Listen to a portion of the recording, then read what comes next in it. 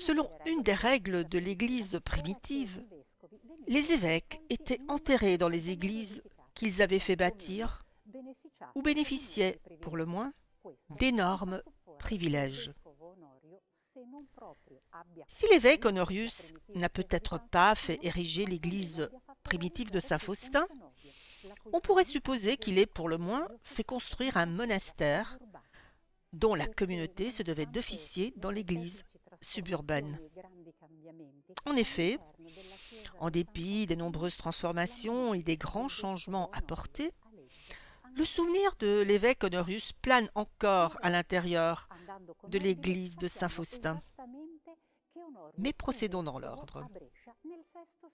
On sait qu'Honorius fut l'évêque de Brescia au VIe siècle et qu'il est fêté le 24 avril, alors que tout le reste relève de la légende. Cependant, on sait également que ces reliques, qui sont conservées dans cette église, sont vénérées depuis plus de 1000 ans.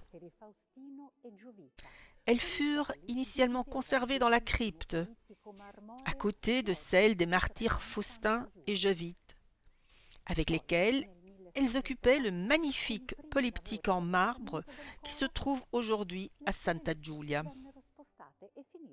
En 1604, lors des premiers travaux d'abaissement du chœur, les reliques furent transférées dans une chapelle au sud de l'église. Mais saint Honorius ne connut aucun répit. Quelques années plus tard, en effet, lors des imposants travaux de rénovation, ses dépouilles furent à nouveau déplacées dans la chapelle principale de la nef droite, cette fois placée sous le patronage de la famille Calini, qui en avait acquis le droit de sépulture. Cette famille finança la réalisation de l'autel et le magnifique retable de Bernardino Gandino.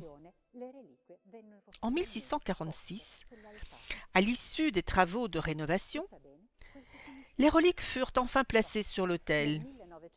Tout est bien qui finit bien. Eh bien non.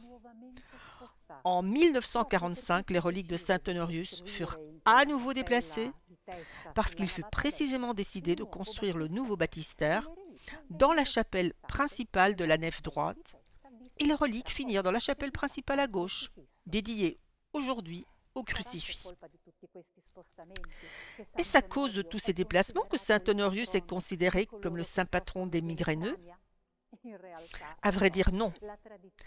La tradition est beaucoup plus ancienne, comme l'illustre le tableau de Gandino, bien visible aujourd'hui encore dans la chapelle du baptistère, avec au sommet, entouré de nuages et d'anges et en robe épiscopale, saint Honorius qui accorde sa bénédiction aux membres de la famille Calini.